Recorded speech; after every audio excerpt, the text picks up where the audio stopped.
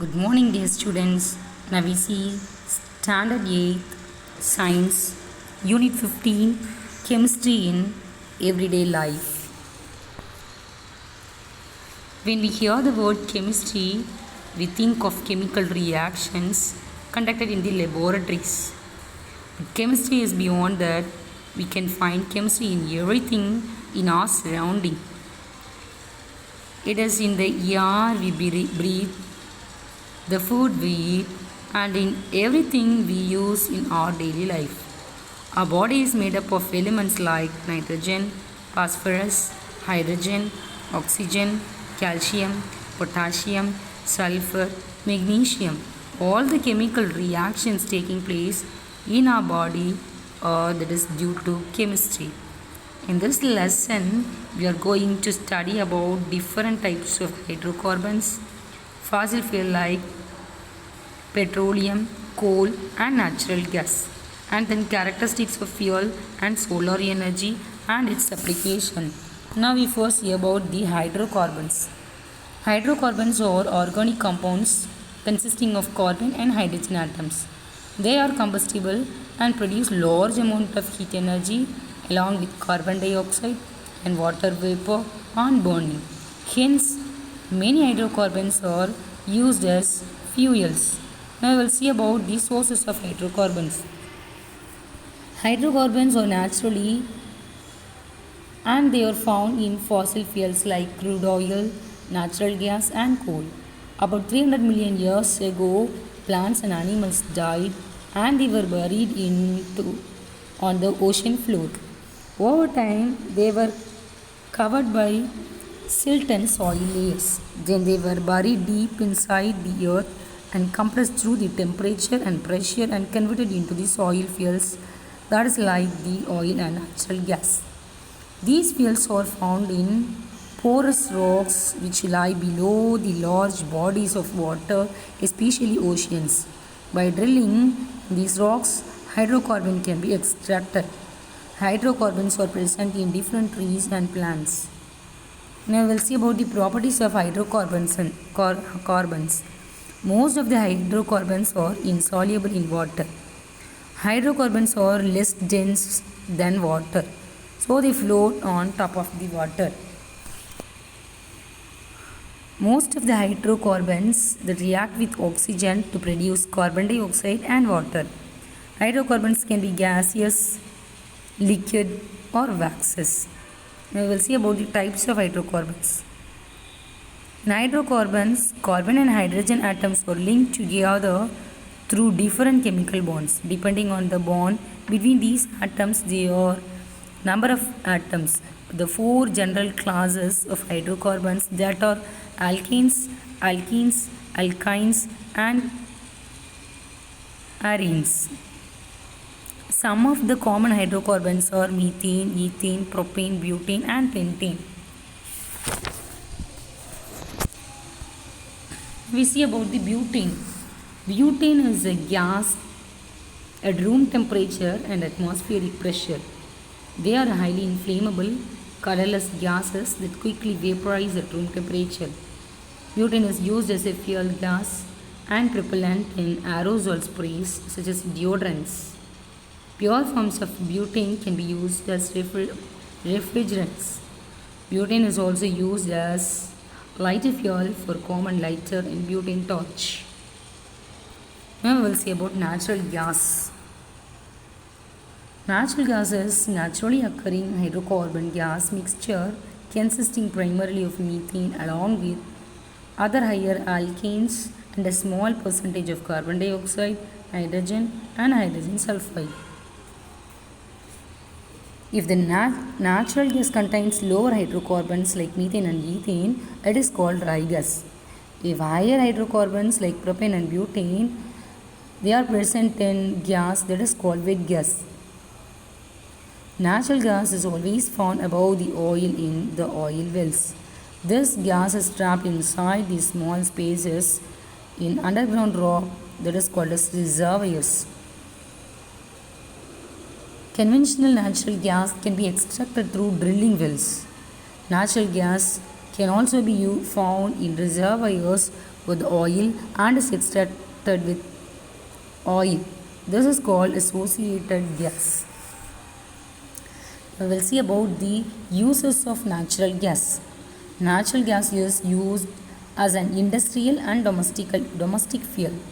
It is used in thermal power station.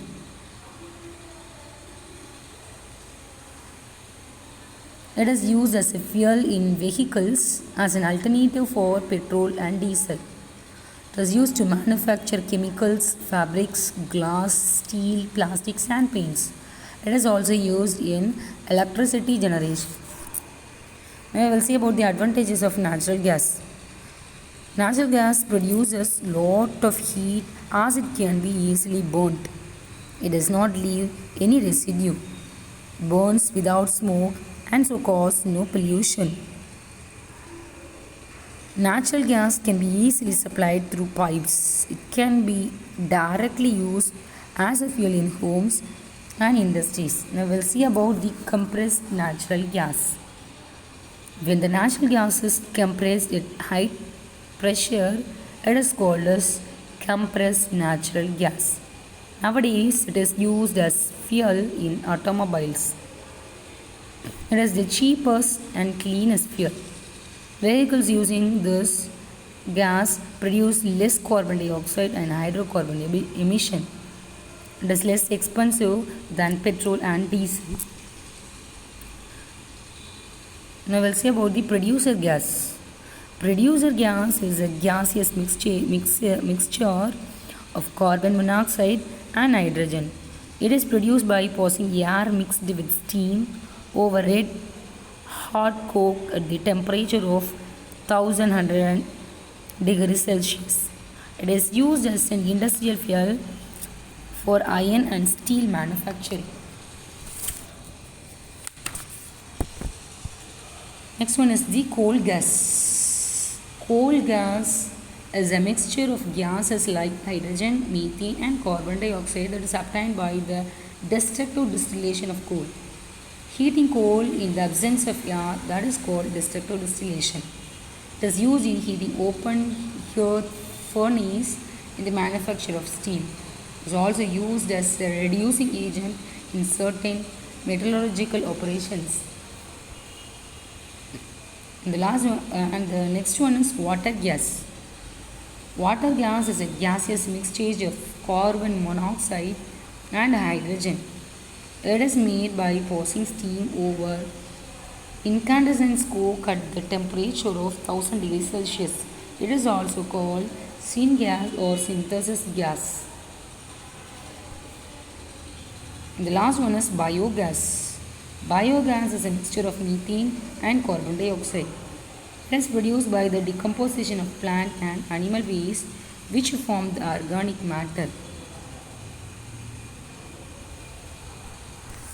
Now we will see about coal. Coal is one of the fossil fuel. It is a mixture of free carbon and compounds of carbon that containing hydrogen, oxygen, nitrogen and sulfur. 300 million years ago, some plants grow into giant ferns and mosses. These plants go buried into the bottom of the soil. They slowly started to decompose and formed a dense sponge-like material that is called peat. Over time, peat was compressed due to the high temperature and pressure, and coal was formed. A coal contains mainly carbon. The slow process of conversion of dead vegetation into coal, that is called as carbonization. Now we will see about the extraction of coal. Coal is extracted from the coal beds found below the furnace of the earth. Depending on the depth of the coal bed, coal is extracted in two ways. One is surface mining and the other one is underground mining. We will see about the types of coal. There are four types of coal: lignite, subbituminous, bituminous and anthracite. First one is lignite. Lignite is a brown colored coal of lowest grade. It has the lowest carbon content The carbon content of lignite is 25 to 35 percentage. Lignite contains a high amount of water and makes up almost half of total coal reserves. Next one is subbituminous. When lignite becomes darker and harder over time, subbituminous coal is formed. Subbituminous coal is black and dull coal. It has higher heating value than lignite and contains 35 to 44 percentage carbon. Next type is bituminous. With more chemical and physical change, subbituminous coal is developed into bituminous coal. Bituminous coal is the dark and hard. It contains 45 to 86 percentage carbon. The last one is anthracite. Anthracite is the higher grade coal. It has a very light weight and the highest heat content. Anthracite coal is very hard, deep black and shiny. It contains 86 to 97 percentage of carbon. I will say about the uses of coal. Coal is used to generate heat and electricity. Activated charcoal is used to make face packs and cosmetics. It is used to make paper and then create alumina refiners. Now we will see about the products obtained from coal.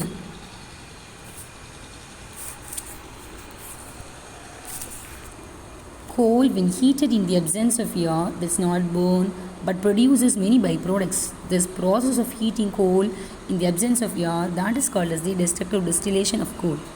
The destructive distillation of coal can be carried out in the laboratories.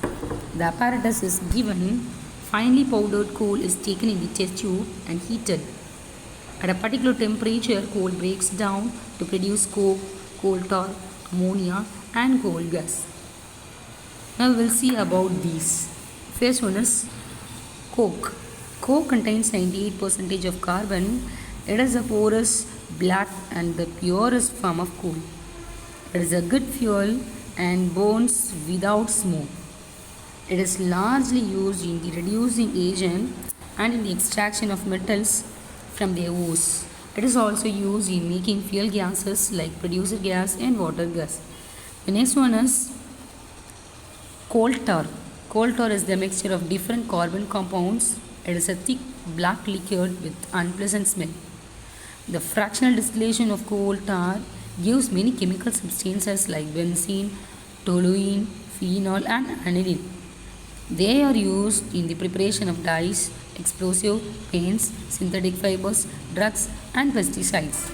And the next one is the coal gas. Coal gas is also known as the town gas. That is mainly a mixture of gases like hydrogen, methane and carbon dioxide. The gas is present in coal gas or combustible and hence it is an excellent fuel. The last one is ammonia. The other byproduct obtained from coal is ammonia. It is used for making fertilizers such as ammonium sulfate, ammonium superphosphate. Now we will see about the petroleum. The term petroleum is derived from the Latin word petra, that means a rock, and oleum means oil. It is a fossil fuel formed from the remains of the ancient marine organisms through decaying process. Now we will see about the occurrence of the petroleum. The chief petroleum producing countries are USA, Kuwait, Iraq, Iran, Russia and Mexico. In India, petroleum is found in Assam, Gujarat, Maharashtra, Andhra Pradesh and Tamil Nadu. Now we will see about the refining of crude petroleum.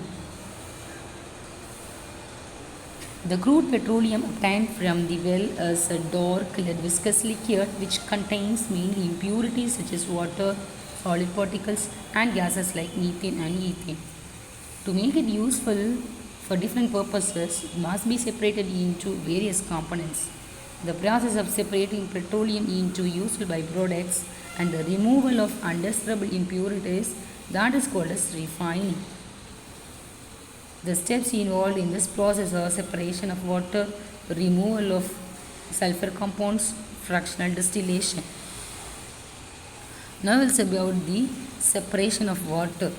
The crude oil obtained from the oil wells will have salt water mixed with it. As a first step, the water is removed from the crude oil. The next step is removal of sulfur compounds. The crude oil will have harmful sulfur compounds as impurities. In this step, these impurities are removed. The next one is fractional distillation. Petroleum is a mixture of various constituents such as petroleum gas, petrol, diesel, kerosene, lubricating oil, paraffin wax. The process of separation of various constituents of fractions of petroleum is done by fractional distillation in fractioning columns. The process of heating a mixture of liquids having different boiling points and then separating them by cooling is called fractional distillation. Now we will see about the uses of petroleum. Liquefied petroleum gas or LPG gas is used in house as well as in industry.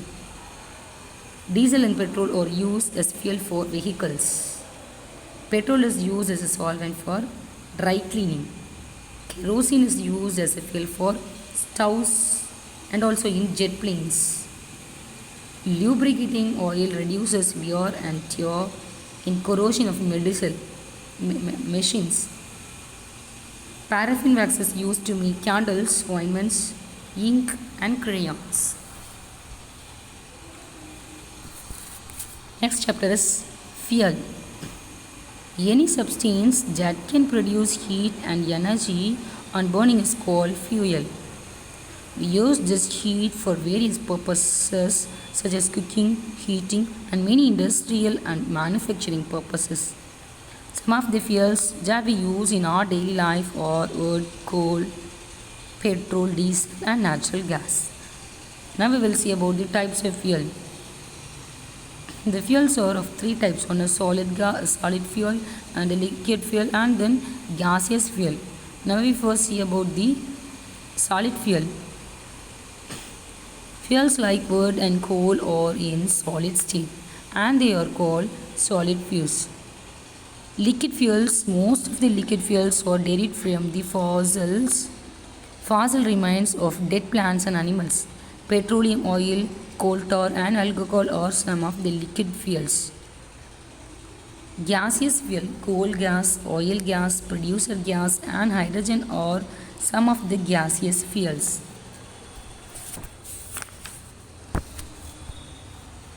We see about the characteristics of fuel. Fuel should be rapidly available. It should be easily transportable, less expensive, high calorific value, produce large amount of heat. It should not leave behind any undesirable substances. Now we see about the efficiency of fuel.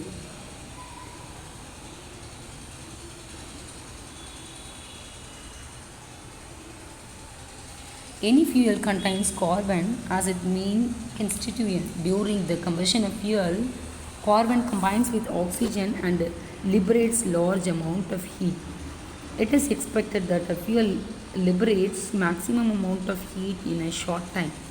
The efficiency of fuel can be understood from the following terms: specific energy, calorific value, octane number and cetane number. Now we see about the specific energy. Specific energy is the amount of energy produced by unit mass of fuel. It is defined as the energy per unit mass. It is used to measure the stored energy in certain substances. Its unit is joule kilogram.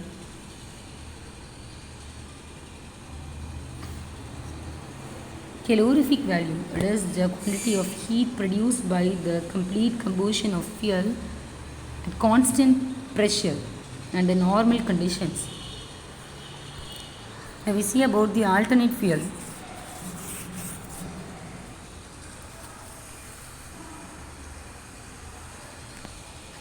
The natural resources in the world have been used by man in a rapid way and they will be exhausted soon. The traditional fuel that we use today, including petroleum, are non-renewable and they will be depleted soon. It is estimated that coal will last for 148 years, petroleum for 40 years, and the natural gas for 61 years. So, we need to find alternative sources of energy.